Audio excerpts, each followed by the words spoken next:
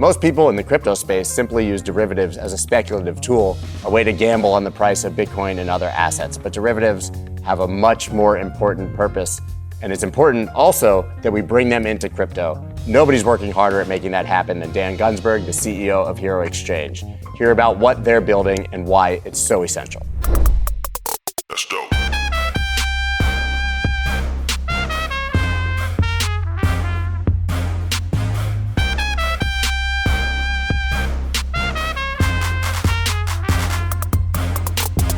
What's up, everybody? We are back after that incredible conversation about metaverses and NFTs and how to invest as a beginner. This fireside chat, once again, no fire. No fire. I still don't know why we have to call them fireside chats. It's like contractually obligated to call it a fireside chat. But we're going to be talking primarily about the derivatives market in crypto, what exists now and what's being built to make it more efficient and bring it up to the level, frankly, of other markets. My good friend Dan Gunsberg, you've probably been on my channel as much as any other human being on the planet. And last time we did this was at Consensus in Austin, and we literally did our interview at Topgolf. He's a scratch golfer, so it was very embarrassing for me, to be quite frank. So we should start, obviously, from the beginning, I think, since a lot of people are beginners. Why do options matter in the first place? Why do derivatives matter? What's their purpose in the market? Sure. Well, first of all, thanks for having me. And my name is Dan Gunsberg. I'm a founder of a derivatives protocol project called Hxro, which is spelled Hxro. My background has been mostly in proprietary derivatives trading for most of my career. I got into crypto in 2015. I was, prior to that, the chief operating officer of a large proprietary trading firm for a few years, and then got into crypto and kind of went down the rabbit hole from there. Why are derivatives and options important? So first of all, when we talk about derivatives, like options are just kind of one segment of it. Obviously, there's options, there's futures, there's swaps, which are kind of a whole different thing. And then with crypto, there's kind of been the creation of, a few years back, they started creating perpetuals, which was kind of like a continuous future, a future that didn't really have an expiration. It was just based on the funding rate. So the main reason for derivatives, when you think about it in a traditional sense, is really having an economic reason to hedge. And, if you're reading risk books, to put it bluntly, and maybe this is fair to Vegas, like effectively what they are side bets. And in the same way that you may buy insurance for your home, for fire insurance, for kind of outlier events, things like that, derivatives were created ultimately to provide these kind of quote unquote side bets that allowed large companies, farmers who had crops that they wanted to hedge, lock in a forward rate on what they were charging per bushel of wheat or for their corn or for whatever.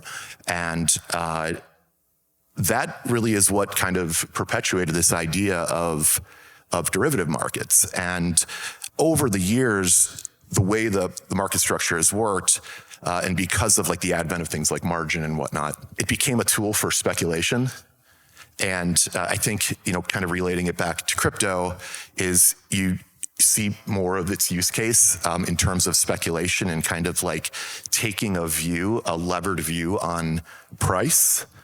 But I think it's still so early in the crypto space where we're now just getting to this point where we're actually starting to use these derivatives for hedging purposes. So miners are using it to hedge a forward rate, to lock in a price of the Bitcoin that they're mining, or whatever cryptocurrency that they're mining.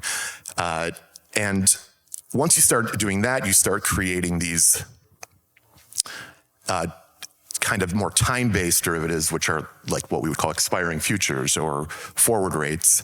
And once you start doing that, you can start trading the relationships of them, which is something that our project works kind of heavily on in terms of our protocol.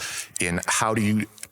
What that does is it is a way to really inject liquidity or a market participant who's doing something other than just speculating or something other than just hedging, and that and maybe I'm probably getting too far ahead here because it's going to get too advanced, but that is like kind of a key component of the liquidity development and like the development market structure around it. Ultimately, that's what they're for. And I think the speculative aspect of it, again, is something that has been very dominant in the crypto space, but over time, you're going to start to see more and more of the economic reasons to be using. So then versus legacy markets where obviously you have all these complex products and structures that you can utilize for hedging and for speculating as well, obviously, where currently is the crypto infrastructure for that and what still needs to be built to get up to that level? Yeah, so there's obviously kind of the two sides of it. There's a centralized side, which you see in most centralized exchanges, and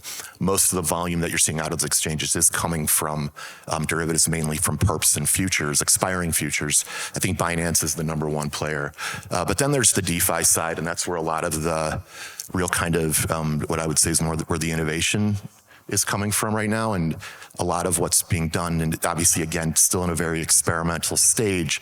So it is very ripe to, we always have kind of accidents going on more or less where there's hacks or exploits, which are for the better part, they're horrible in the moment, but I think our hope is that when you look out 10 years down the road, and I do try to think about this as a founder as like, what does this world look like in 10 years from now, and how does something like an on-chain derivatives protocol help change the fabric of the global derivatives landscape? And so then that gets me into things like dispersing and like disintermediating systemic risk, and how do you use on-chain derivatives to solve things like that. Right now, most of that activity is done on centralized exchanges. You're starting to see more and more happen in DeFi, and DeFi is also allowing for some really cool innovation too. So you're primarily building in DeFi.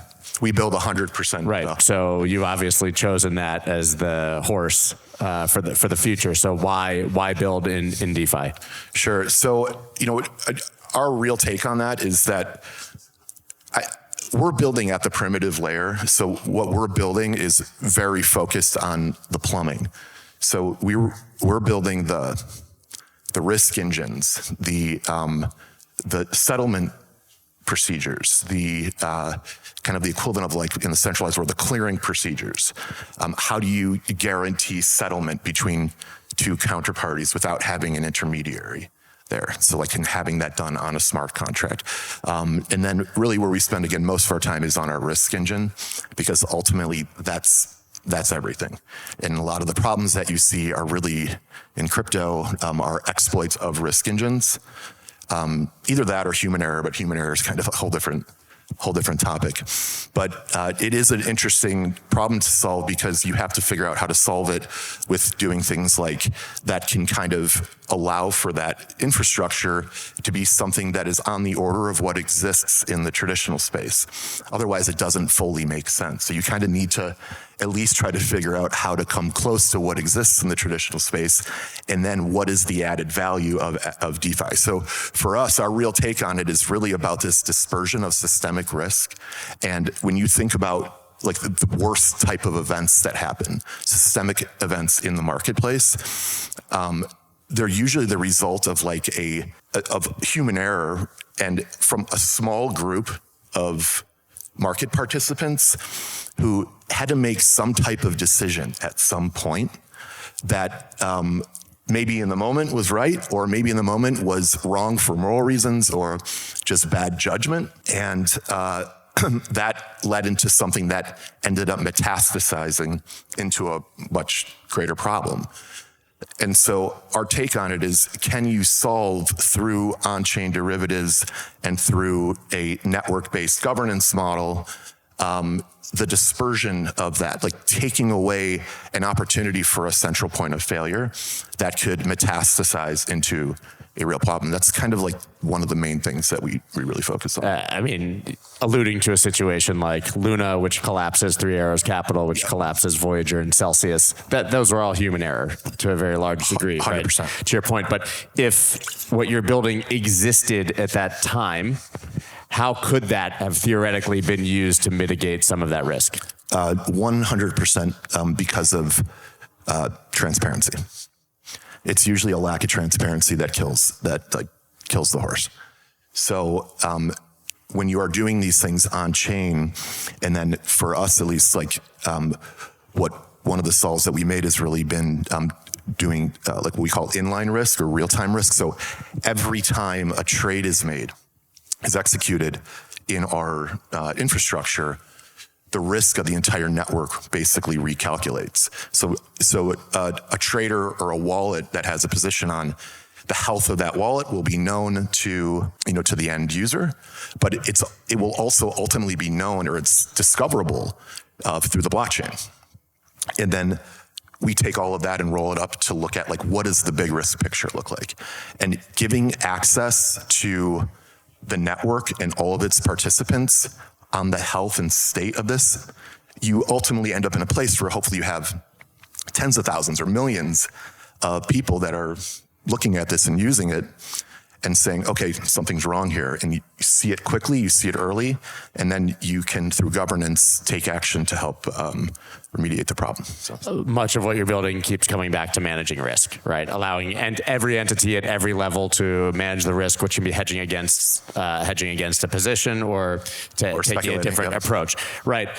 And one of the problems, which you've already alluded to, is we've sort of seen this endless hacks, exploits, et cetera. How do you, even if you're managing risk from a conventional perspective, how do you manage the side of it where literally your entire wallet could just be drained and your funds could be gone, even if you've appropriately position sized or utilized derivatives to hedge your position? It's a really hard question to answer. There's kind of these different ways that there's a concept of a hack. Like there's a bug in code that gets exploited. And then there's just like market manipulation type things. And like if we kind of take what happened, unfortunately, with like Mango last night, which for people, anybody that is deep into the space is probably aware of what happened. That was really a function of, it was a function of a few things. First of all, I think the perpetrator or somebody related actually put exactly what the exploit was in their Discord, like months ago or weeks ago. Initially months ago, and then again, like I think on October 5th, and then somebody actually followed through with it. But I think, on that element, you kind of have to take a step back and realize how small this space is. And it can feel like, Mango is an unbelievable project built on Solana. Very smart engineers, but you put a perpetual swap on a token that does $300,000-$400,000 a day of volume. It can be pretty easily manipulated. And because there is not this like deep, heavy regulatory thumb or furthermore, like there just is not enough governance wrapped around like risk controls. You end up in this issue where somebody can come in anonymously and like run the price up on something, which is, if you did that in a traditional market, you're going to end up in jail. That type of thing is still there. So as a founder, as a team, or as a community, you have to take this more cautious approach. And I would encourage everybody to like always try to think about, what does this space look like? What do you want it to look like in 7 years from now? Or in 10 years from now? Not what, these types of risk issues, they can be easily avoided. I think the other thing too is, and it's something that I'm happy about, my background coming from the traditional space, it's helped me a lot. I spent years dealing with risk of a large trading firm as a COO, and then also dealing at a pretty deep level with some of the biggest derivative exchanges on the planet. And so you understand like what basic guardrails are needed, like what exists in TradFi that you want to bring over to the DeFi space and apply those same rules or same elements because they work. And when you add those to the elements that become value add from DeFi's, I think when you start to really see magic. So. What are some of those elements that you would like to see brought over from TradFi that perhaps don't exist I think it's yet? Simple things like market maker protections, which is like a way to protect liquidity. I think if you went on Twitter and set today and said market maker protections, you would get canceled because you're going to be in one of these positions where everybody's saying like, screw the market maker, they're there to take your money. But what they're really there to do is for them to they absorb risk. You transfer when you execute a trade, you're actually transferring risk onto another party and taking it off of yourself, or adding to your own risk, and they're willing to give you that, to basically take the other side of that risk for you. And the vital role that they play is when nobody else wants to provide liquidity, they need to be there to provide liquidity so you can maintain an orderly market. When you have an illiquid market and everybody backs away, or somebody comes in with a fat finger, they meant to put in a $100,000 order, and it's some OTC desk that has very deep pockets, and they put a $10 million order in, and that market takes off. There's nowhere that has, at least in the DeFi space, that has protections put in to say, to give market makers a confidence to say, hey, we're okay putting out, and we need this in options too, because there's so many permutations. You have to actually what's called mass quote. You're not just quoting one market, you're quoting thousands of markets simultaneously. And you don't have this picosecond, ultra low latency trading world that exists in TradFi today. So you have these this normalized speed, like even in Solana, as fast as it can be, 400 milliseconds, when the thing's humming. That can really put market makers at a disadvantage. And if they're disadvantaged like that, their liquidity is going to disappear.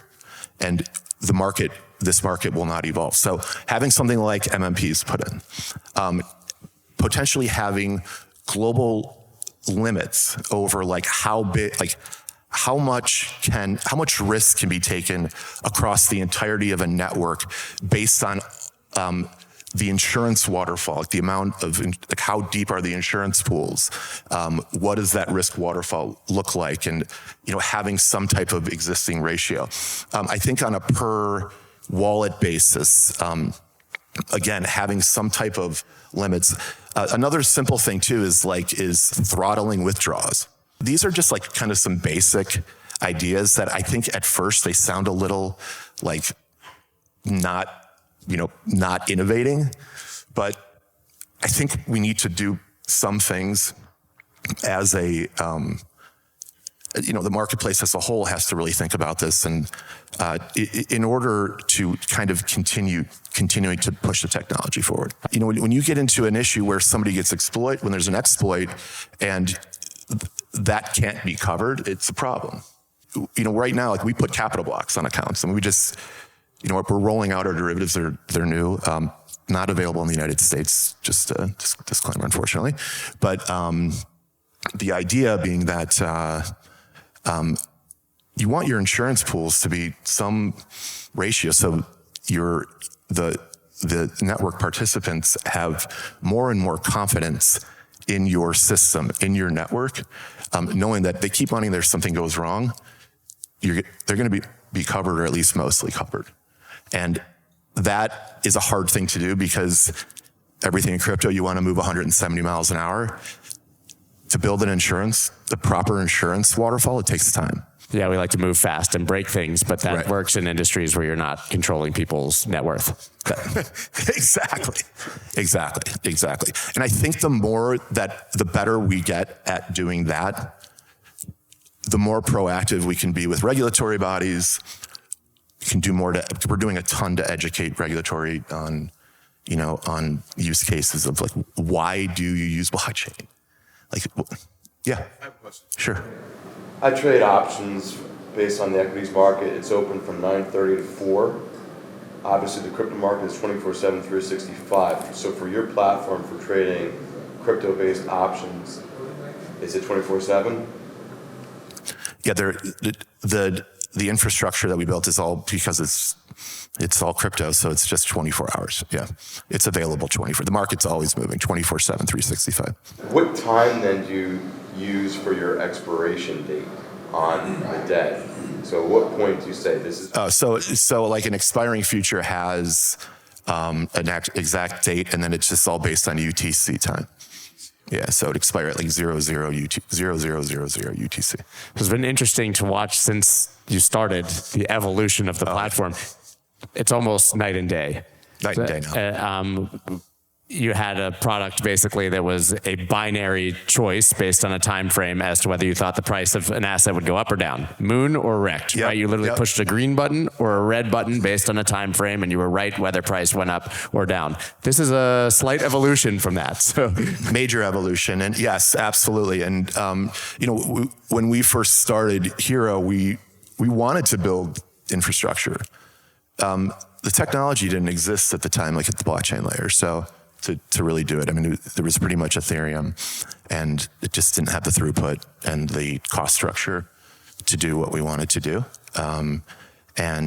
Finally, like in 2020, when we saw Serum was built on Solana, and said, "Wow, well, somebody solved to like build an on-chain order book. We can start really going down this path." And we set off from there. And obviously, like the platform side, Hxro.trade. That is evolving. It's actually going through a name change and stuff. And those parimutuel markets that Moonrect game was based on, it's funny being here, and there's this Expo G2E going on next door. Like, we've been approached by tons of like gaming companies and sports books and stuff that they're actually now taking that parimutuel market, creating their own widgets, and then putting them on their sites. So which is one of these funny things about derivatives, and kind of one of our theses is like, over time, there's going to be this big convergence of things like sports betting and trading, and you're already seeing it in things like Betfair and platforms like and predictive markets. Yeah, they look like trading platforms. When you trade in-game, when you do in-game sports bets, like those are real markets. The largest market maker in the world is in these things is a firm called Susquehanna, who is actually like the largest options market making firm on the planet. And they have an offshoot called Nelly that is the largest market maker for sports in the world. Yeah, I mean, I remember when you first described it to me before you were able to really, build on Solana and build the infrastructure. Yeah. It was sort of, and we're seeing this all over crypto in general and blockchain, it was sort of the crossroads between trading and gamifying trading, perhaps would be the best way to describe it. I feel like we were like the first ones there. Yeah, very familiar like interface for people who love gaming that they could also use to trade without complex knowledge. That was the idea. The idea was, because we couldn't build this more complex stuff, we were like, okay, what do we want to build on here? We were in the middle of this nasty bear market in 2018, and we weren't trading or doing anything. We're just kind of like picking our spots. And then we're like, well, we want to build, so let's figure this out. We came up with this concept.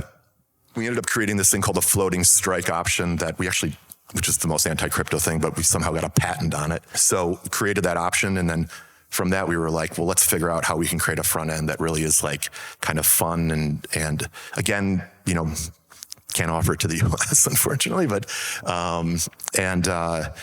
we put it out and kind of caught lightning in a bottle with it. And it worked well because it ended up getting us funded and kind of got things moving. And then, that all evolved into what's become Hxro Network today. Right. So speaking of evolution, obviously you're into the process, but not at the end. What does the end game look like? Like let's say that you have millions and millions of trades being settled, tens of millions, hundreds of millions on a daily basis. Let's say that you have the throughput and the cheap fees that allow that to happen. What does this look like versus other markets? Yeah, I think the end game where I would define success is that in the global derivative space, you have 3 lanes. You have this incumbent existing kind of tech stack and regulatory stack that we're all familiar with, like how the CME operates, ICE, CRX, things like that. You have this direct access, and then you have DeFi. And you have Hxro as this derivatives infrastructure primitive layer where you more or less have this kind of B2B to C model where we have X number of applications that are building on top of it and sharing in all these different derivative market types, and all of that liquidity bottoming out into the marketplace and having it being completely run and managed by community, not by a foundation. And I think that's the end game. Like my goal is to become as irrelevant as possible. Yeah, exactly. You guys are probably wondering why I didn't ask the obvious questions about regulation that I was dying to ask, but that's because we're doing a panel later today with Dan and Edan Yago to talk about the place of regulation, especially big topic in these markets. So we will get to that. My final question is, why are craps tables at the Wynn fixed against us? I don't know, but I did notice something. Just a kind of, I guess, an anecdote, but they have these bets. They're called small, tall, and all in the middle. It's like a prop bet, and that you basically have to roll all the low numbers, all the high numbers, everything but the 7 before a 7 comes up. And if you bet that all, it pays like 151 to 1. And I went on Wizard of Odds, and the actual real odds are 189 to 1.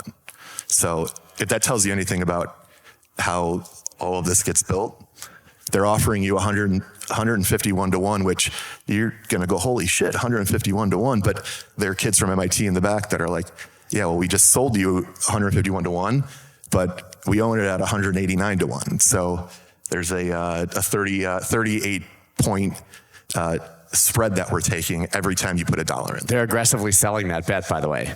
Everyone at the table was betting it, and they were trying to get anyone who wasn't to bet it. But I'm now shocked that you're telling me that I don't have an edge at the casino. Right. Damn. How novel. They do say the house always wins. So, guys, we're going to be back again once I have another panel coming, but in a little while, we will be back to discuss regulation and get into that side of this conversation. Everybody, Dan Gunsberg, a.k.a. Gunny. Thanks, guys. Thank you. Thanks, man. It's awesome.